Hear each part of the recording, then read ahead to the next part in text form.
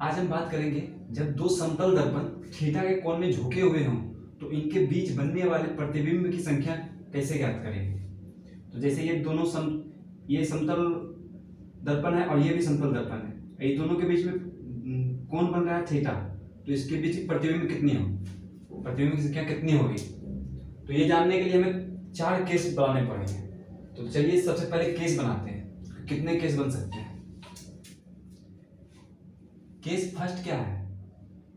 Case first है जब 360 degree by theta ये एक सम संख्या हो, एक इवन नंबर हो, तो n की संख्या कितनी होगी, मतलब प्रतिबिंब की संख्या कितनी होगी। इसको निकालने के लिए हम सिंपल n, प्रतिबिंब की संख्या है n बराबर 360 बटे थीटा, ये सम है और इसमें -1 कर देंगे। ये केस फर्स्ट है। केस फर्स्ट क्या है, जब 360 बटे थीटा एक सम संख्या हो तो हम ये यूज करेंगे। 360 बटे थीटा -1 से हम प्रतिबिंब की संख्या निकाल सकते हैं। इसका एग्जाम्पल क्या होगा, इसका एग्जाम्पल होगा अगर थीटा को हम 60 डिग्री लेते हैं, 60 डिग्री लिए तो 360 बटे थीटा क्या होगा, 360 बटे थीटा इसका 360 बटे 60 और ये आ जाएगा 6, जो कि एक सम संख्या है। तो n निकालने के लिए क्या करेंगे, n निकालने के लिए 360 बटे थीटा -1 करेंगे और 360 बटे थीटा यहाँ पर 6 आया है, तो मतलब 6 - 1 और 5। तो जब दो दर्पण 60 डिग्री के कोण के बीच में हो तो उसमें प्रतिबिंब बनेंगे कितने, 5 प्रतिबिंब बनेगा। तो चलिए अब केस 2 के बारे में बात करते हैं। केस 2 क्या होगा।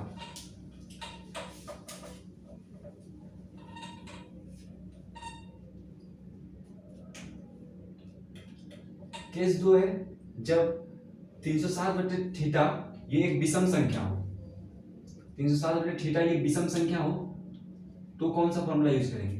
जब 360 बटे थीटा विषम संख्या हो तो हम प्रतिबिंब की संख्या n बराबर 360 बटे थीटा, डायरेक्ट यही हो जाएगा आंसर।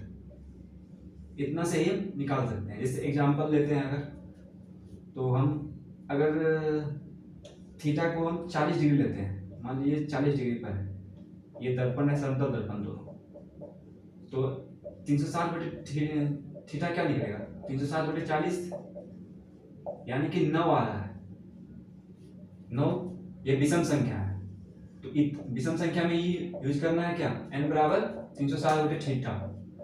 तो इसके लिए हम 9 ही प्रतिबिंब होगा जब दो दर्पण 40 डिग्री के एंगल पर रहेगा।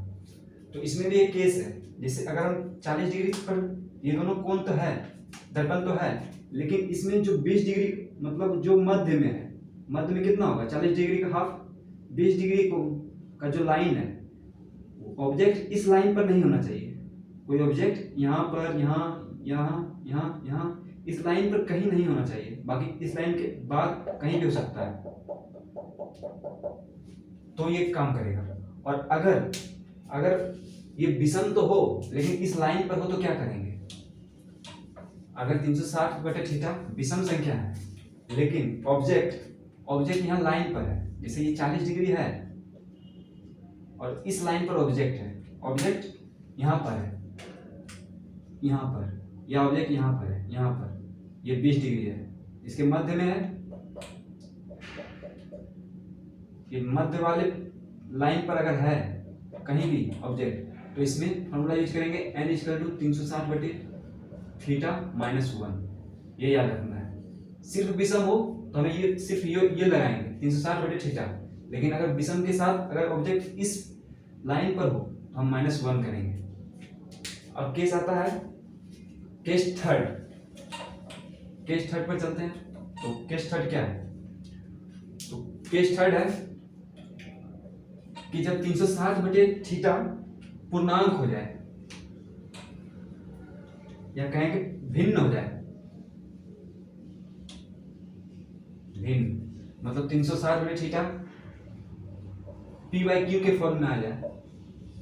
जैसे एग्जांपल लेते हैं, जैसे थीटा 50 डिग्री है, थीटा 50 डिग्री है तो 360 बटे थीटा क्या हो जाएगा, 360 बटे 50 = 7.2 आ रहा है। या यहाँ दशमलव में आया, इसको दशमलव से हटाना सोचते चाहेंगे तो 36/5। तो ये पूर्ण रूप से नहीं आ रहा पूर्णांक में। इस केस में जो पूर्ण अंक है यानी कि यहाँ पर जो 7 है वही होगा इसके प्रतिबिंब की संख्या, मतलब n = 7 हो जाएगा। अब हम कोई दूसरा एग्जाम्पल लेते हैं, या 50 की जगह हम 70 ले लेते हैं। मान लीजिए एंगल यहाँ 70 है, तो 360/70 कितना हो जाएगा? 360/70 लगभग 5 पॉइंट कुछ आ रहा है, 5 पॉइंट समथिंग आ रहा है। तो इसमें पूर्णांक क्या है? पूर्णांक है 5, तो इसमें प्रतिबिंब की संख्या भी हो जाएगी 5। आई होप ये समझ में आ गया होगा आपको। अगर वीडियो अच्छा लगे तो वीडियो को लाइक करें, शेयर करें, चैनल को सब्सक्राइब करें और बेल आइकन दबाएं। धन्यवाद।